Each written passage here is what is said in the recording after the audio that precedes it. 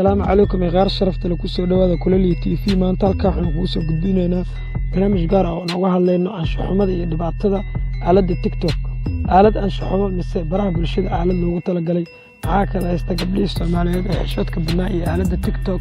dunida oo dhan waxa aad iyo aad looga sheegtay TikTok oo haatan ah barnaamij dhalinyarada adduunka ay aad iyo aad ugu mashquulsan. barnaamijkan ayaa dhalinyaradii waxbarasho tiray oo shaqo tiray wadamada reer galbeedka waxay TikTok ku haystaan inay tahay aalad uu Shiinaha qaab sirdoon ahaan u adeegsado kuna hel xogaha wadamadooda.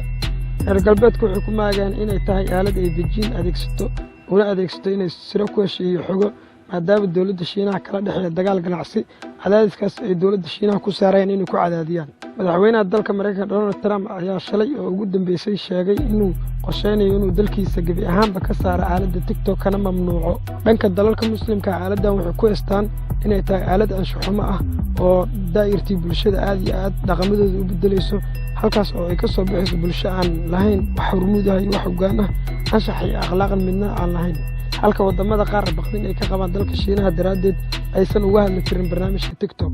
yeelkeeda marka la eego dhanka Soomaalida waxa aad u huban in TikTok uu sii dilayo anshaxa iyo xishoodka iyo akhlaaqda ummadda guud ahaan gaar ahaan dhanka gabdhaha daayarta ah iyo wiilashaba.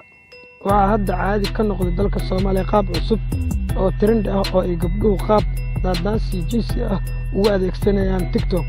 waxaad arkaysaa hablihii Soomaaliyeed oo dhankooda marka la eego xishoon jiray oo inta xishoodka tuuray qaar badan oo hablihii Soomaaliyeed kamid ah ay TikTok fiidiyoyaal soo dhigayaan midba midka kale ka anshax daran yahay. qof bay u dhibaysaa moobilka deetana way sii soconaysaa oo soo soconaysaa si loo arko iyada oo muujinaysa wax kasta oo ahayd inay qariso ama la xishooto. la soco waxa laga hadlayaa ma aha gabar waa hore duurka gashay balse waxaan ka hadlaynaa waa gabar yar oo curdin ah oo aan weli guursan oo gurigii hooyada joogta balse oo wiil dhinaca kale ee caalamka iskaga daawanaya si sahlan cawradeedii haddii ay doonto ha xirnaato wax ay dhar u aragto balse aan ahayn dhar oo cawradeeda ay ka muuqato. TikTok ayaa ah aalad aad iyo aad caalamka uga qayliyay waana aalad aad iyo aad anshaxumo ugu hayso dhalinyarada adduunka muslim iyo gaalka u doonaba ha ahaadee. dhibaatooyinka TikTok ma ahan kuwa maanta oo kaliya ku ekaan doona waa dhibaatooyin mustaqbalka dambe saameyn doona sababtoo ah bulsho walba waxa dhaqaajiyo oo ay horumar ku gaartaa dhalinyaradeeda. bulshada haddii ay dhalinyarada dhibaato ka soo gaartay bulshadaas way u dhamaatay. TikTok haddii aan maanta la iska qabanno maalin aan maanta ahayn ayaa laga shalaayi doonaa oo waxba laga qaban karin. غير شرفت له haddii muuqaalkan idin qanciyo sii share gareeya videogana like saara channelkana subscribe dhaha si aad ula socotaan muuqaalada dambe aan soo geli doono.